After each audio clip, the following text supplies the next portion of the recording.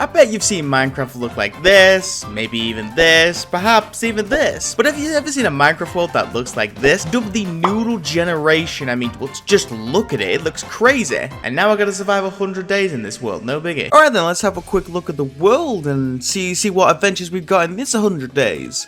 Ooh.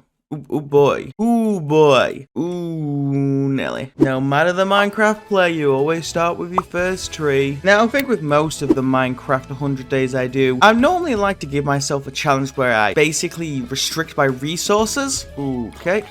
May have just lost my crafting table to the world, rest in peace. But this is more of a, I can get what I want, I just have to, well, you can see how difficult it is for me to get some of this stuff. And let me just be clear as well, I'm currently at Y360, that goes up to Y500. Basically, this is going to be one of the more painful experiences I ever have in Minecraft. If I wasn't getting attacked by every zombie, I'm on fire. This is starting terribly. Oh my god. What a terrible start. Stop spawning. Why are they still spawning? I've lost my pickaxe. Look what you've made me do. Am I gonna die? It's been 2 minutes. Quick, the red flesh. Alright, so yeah, great start. So this is pretty much going to sum up what the 100 days is going to be like for the most part. But I have full confidence I can make it to day 100. I mean, the thing I'm most looking forward to is eventually getting an elytra, because flying around this world sounds really, really cool. But I really need to sort out my food, and sheep is perfect because I can make beds. After dealing with the mobs and finding multiple veins of iron, I actually got myself quite lucky. Carrot. Ooh, that's good. That's really good. I then did get well, a little less lucky. Oh my god. Oh my god.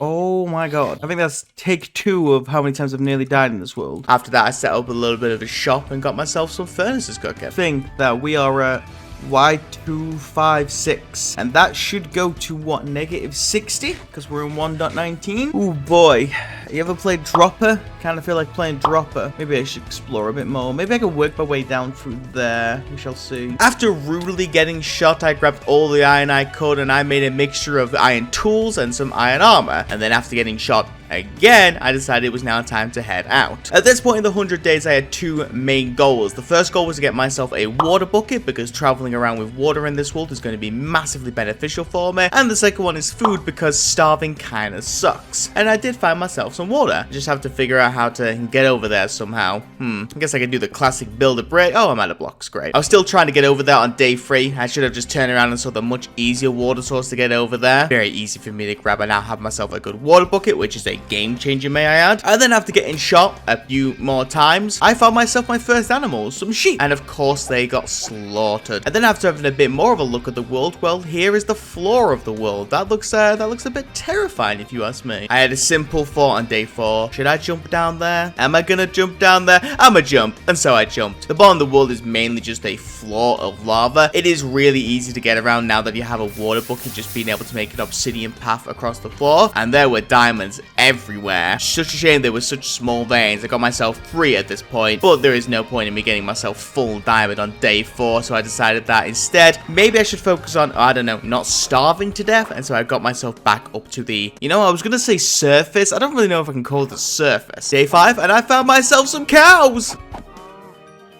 No! And some pigs! I have food! I mean, it ain't much, but yeah, we'll take it. And then it was back to traveling. I'm gonna be 100% honest with you. A little bit of a spoiler for this 100 days. Most of my journey in this video is gonna be me traveling this world, because it was a pain to get around. On day 6, and well, I'm on top of the world. There's not really much here, but it was still cool to get up here. Now, I really need to pick myself a spot for a good Minecraft base. Now, here's a question for you. What do you look for in a good Minecraft base? Maybe a nice view, maybe some good terrain. How about some easy access to some nearby resources? Well, all 3 of those are basically impossible for me to do, so this time I just decided, you see these 2 sheep here? That'll do. Got the sheep in a hole, set up my personal belongings, and well, it is officially home. Can I really call this home? This doesn't really look like home. Day 7, and this is not the first time I'll make this joke, but sing with me, sing by the year, sing with never die. Alright, now what? Guess I'll see about getting myself some diamonds. I also saw myself a mine shaft, so I started slowly heading over. Being the anti-Jesus that I am and walking across lava, that make me the devil or the devil's son? Let's move on. I made it over to the mineshaft and I got myself 2 veins of diamonds, but honestly there wasn't really much else here. At least it was really cool to travel along the mineshaft wooden with all the, well, death below me. I've got to admit that was pretty cool. I found a bigger mineshaft on day 8. It had 0 more chests, so I decided that mineshafts weren't the way to go. It was back to just lava walking. I got myself a couple more veins of diamonds. Watched the slime do a yeah, and then look at that, there's more diamonds over there. You know what, here, why don't I show you the exact painful and slow process of me just walking over the lava. I mean, there's no quick way to do it. This is the way to do it. I mean, I don't even think bridging would be faster, so, oh, hey, look at that, I got the diamonds, cool. Sorry, I should correct myself, 1 diamond. I think it's time to head home. Took me until day 10 to return back and say home, but, you know. So I was using the bones that I collected. I started bone mealing a couple of crops that I had, and I carried on breeding the sheep before it was back to a quick sleep. So on day 11, I decided that I needed to have myself a bit more space, so I started digging myself a little hole out in the side of the mountain. There was 2 reasons for this. Firstly, I wanted to get myself as much dirt as possible so I could put the crops in their own designated position, and secondly, so I could turn this into a somewhat house. I need to at least attempt to make it homey, so what I did was I wanted to get some glass to maybe make a window for this. That does, however, mean I need some sand, and just like everything else in this world, I just have to travel to Mordor and back just to get a single piece of sand. Now, heading back, I did think it would probably be a bit quicker if I just jumped to the water source and swam back up. A decision that I instantly regretted. Oh, this was a mistake. No! Oh, that was so dumb. What am I doing? And on day 12, all of this work for this view. Anyway, after finding myself in a neat spot for the portal, I realized something. I didn't have any gravel. How was I meant to enter the nether? And it could be a future problem. A current problem I'm having to deal with is dealing with all the commenters who are going to hate me using for birch door. I apologize. It was just the only wood I had over the oak. You know, looking at it, somehow, this is not the worst house I've ever made, which is just saying so much. Day 13, I decided that I did want to enter the nether, but like I say, I needed some gravel. So where's the best place to do it? How about down in the down under? I mean, well, it didn't take me too long to actually find myself some gravel under here. The only problem with doing this is that it literally takes me a good day to actually get to the bottom and then get back up top. There's no quick way for me to do this. Seriously, this took all day just to do that. Now let me show you something on day 14. If you thought traveling through the overworld was difficult, let me show you the nether, because oh boy. Oh hey, a bastion. Now I just got to do a little bit of parkour to get down there and I'll be able to search it straight away. Day 15 and I thought traveling in the overworld was slow. Traveling in the nether is even slower because you have to be even more careful. At least on my travels I did actually notice a fortress over there, so I'll definitely go to that at some point. But firstly, like I say, I wanted to go into this bastion. I was trying to be safe and it was going well until, you know, I gassed. Now, I wasn't screaming in fear for my life, so I'm not going to play the audio clip of that. Thank you for asking. I don't know why you would even assume I would. Speaking of fear, look how many piglins and pig brutes are over there. Like, my god. Just have to fight an army to get through. Though the loot was pretty decent. From diamond pickaxes to armor to gold, I was honestly getting some pretty decent stuff here. I also came up with a pretty cool idea on day 16 as well. I was going to become a speedrunner. Not in the trying to beat the game as quick as possible, but the easiest way I'm going to get pearls in this occasion is just going to be to, well, trade for the pearls themselves. Much easier than finding a warped forest in this terrain, and so I began trading. And well, this was it. This was my life. I have to trade 11 gold blocks here. You guys enjoying the video? You pressed the like button yet? Anyway, 20 minutes later on day 17 and I got myself 17 ender pearls. And I am out of here. Scaling the side of the wall like James Bond himself was great. Anyway, I do know where that fortress is, but I do only have 3 pieces of food left with me and I didn't really fancy my chances that much. So let's for the time being leave. We'll sort out the food situation and come back later. Good news on day 18 though, I did box a little clever. When I got back, one of the things I picked up from the nether was bone blocks. Now, because of all the bone meal I'm able to get, I'm able to bone meal this like crazy. I got myself plenty of wheat, I got myself plenty of carrots, I could do plenty of breeding, and for now at least I have myself plenty of food. I also did expand the sheep farm a little bit. It's nothing special, but it'll help the space, you know, help the breeding and all. Another thing I was thinking about on day 19 is I haven't seen a single piece of sugarcane in this world, and honestly it felt like it was going to be a massive hassle to get it. But there's a much easier way for me to get a book for a future enchant table. I got myself a couple of soul speed books in the nether, and so I decided to clear off with the enchantments using a grindstone. I got myself just a pure book, which means I can make myself an enchant table, which was perfect. Now I just need the lapis. Haven't found any lapis yet. Forgot about that. Alright, let's go get some.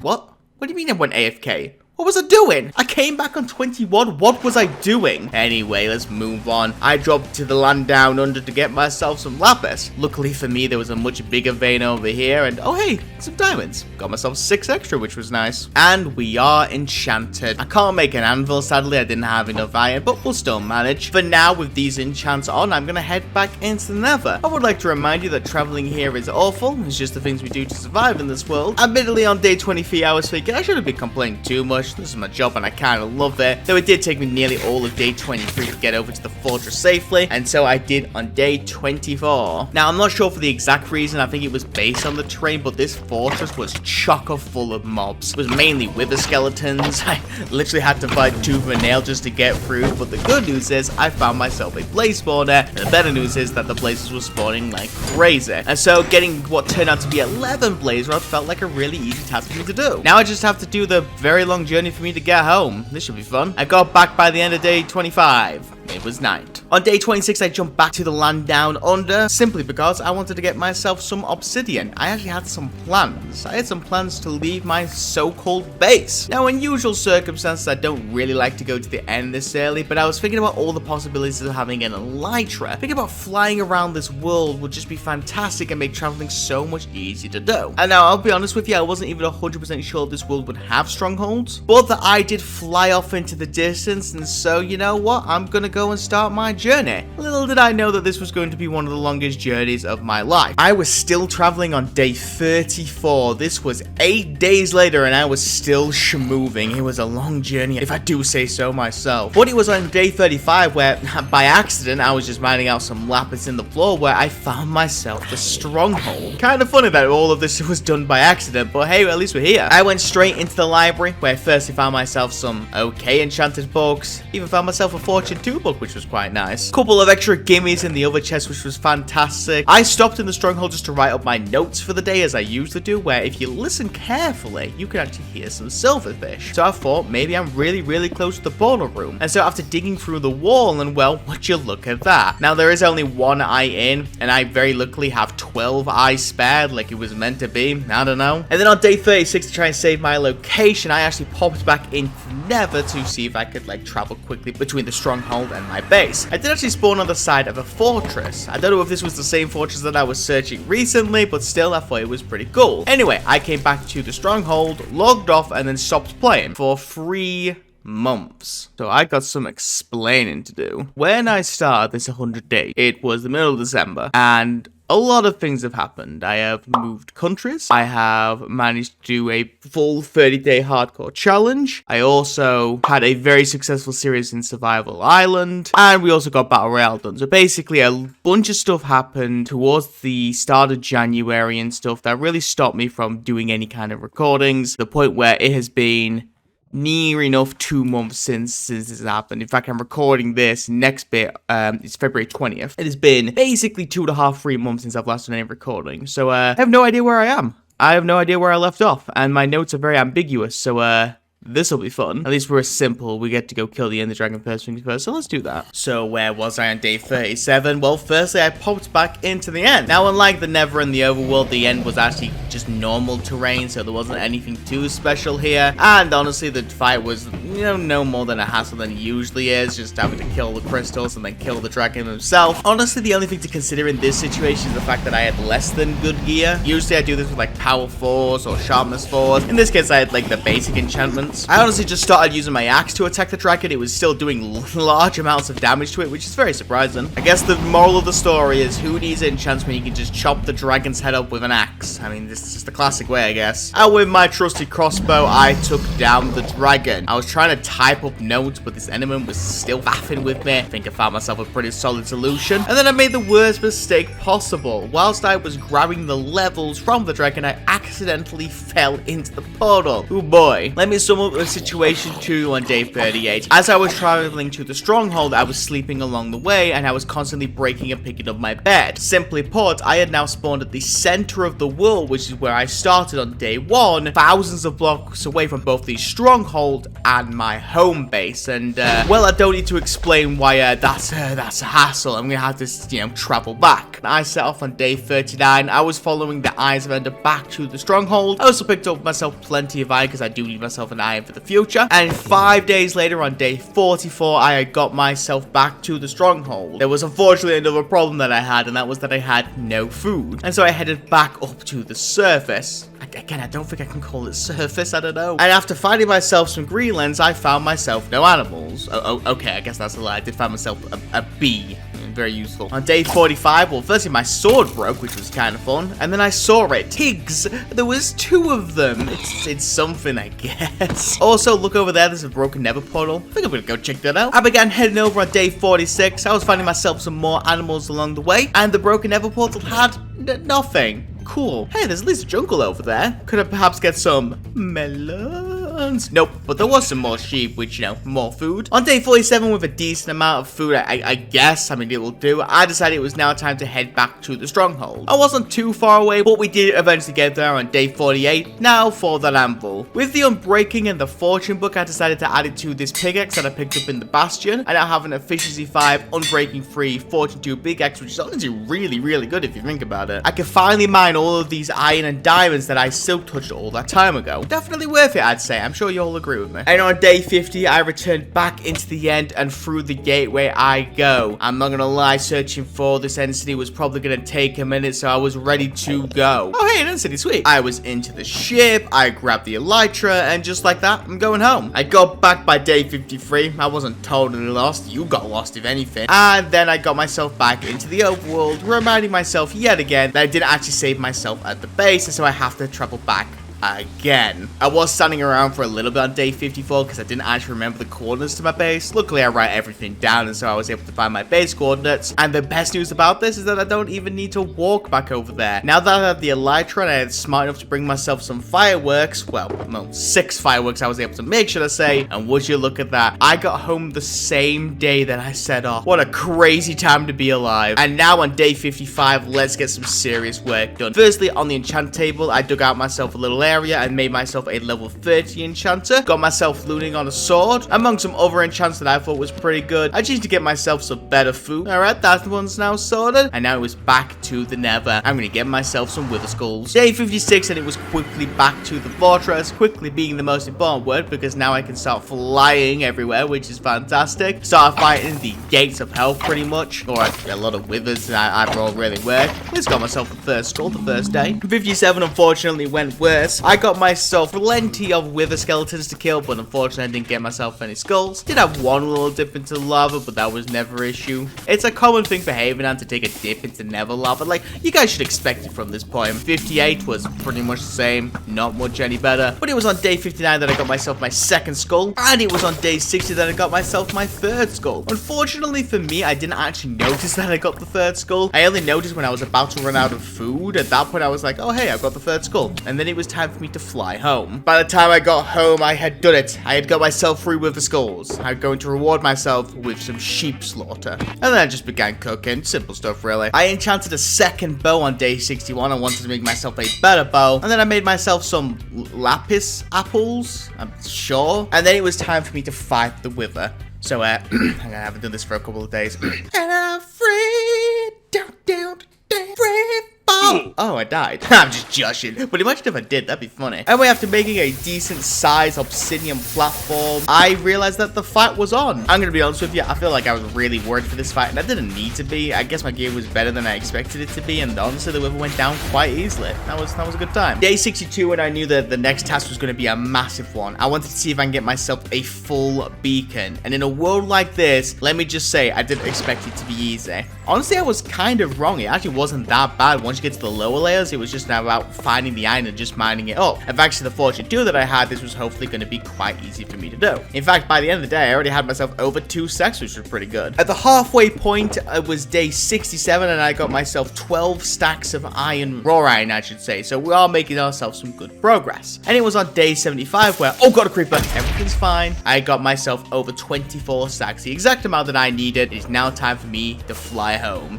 I just have to cook up all this iron, and, well, this is going to take a minute. I made myself 5 blast furnaces, and then I began cooking the iron. Unfortunately, there was really nothing for me to do now other than wait, and so that's exactly what I did. 3 days later on day 80, and hey, we did it. The funny thing to think about is that our home is just a hole in the wall, and yet I have a full beacon. Very, very silly to think about, but, you know, what can you do? Anyway, to make a beacon, I need to get myself glass, which luckily I had some in the chest. Unfortunately, I didn't have any obsidian, so I had to jump down to the land down under and grab myself some obsidian. I was also out of fireworks at this point, so unfortunately I'm going to have to start doing the slow swims back up. So let's make this beacon. Here we are on day 81. I decided to do it in the mountain just on top of my little home. Totally didn't mess it up the first time. I don't know what you're talking about. And there you go. A full beacon in a noodle generated world. That's kind of crazy to think about. I decided to try and make it look a little natural as well. Covering it all with dirt. I thought that would be a really cool thing to do. And the only other thing I really thought about on day 82 was, is it possible for me to get myself some netherite? And so I headed back into the nether thinking that if I dig in the low pillars, maybe I'd be able to find some. But it turns out that netherite in this world is actually kind of simple. Basically, if you can dig underneath the lava layer, there is actually just normal nether down there. So it was just about a case of diving out some netherite until I find all the netherite that I need. And it was on day 88 and we were finally done. I got myself all the netherite that I needed and it was time for me to head home. On day 90, I was cooking up all the netherite. Unfortunately, I was out of gold, which was definitely unfortunate. I forgot that I used it all for the golden apples that I made to fight the weather, and so I headed back underground. The good news is I have been leaving gold around in these underground areas because, well, I've not needed gold this entire time. And so after quickly grabbing myself some gold, I headed back up. I started cooking the gold on day 91. First things first, I didn't actually realize you can make a lodestone with a netherite ingot. I never saw that one coming. Also, one little problem, the diamond pants that I picked up, I believe I picked it up in the end, these diamond pants have cursor binding on, so unfortunately I can't take them off. The good news is though, the main reason I do this is for that full netherite achievement, and well, I just have to make the armor, I don't have to wear it to get it, so just have these spare netherite pants to go in the chest, which a little bit feels like a waste, but what can you do? And the last thing I wanted to do was, this hole in the wall isn't going to be much, but I may as well make it look a little bit better. Day 92, I had the floors dug out, I had the walls dug out, and honestly, this still kind of sucks, but for what it was, it did exactly what it needed to do, and well, that was done. I had the beacon made, I made the armor, there was really nothing else for me to do, and so I waited around. Here we are waking up on day 100, where I decided the best way to end this is to have one last free fall. I thank you all so much for watching, take care now.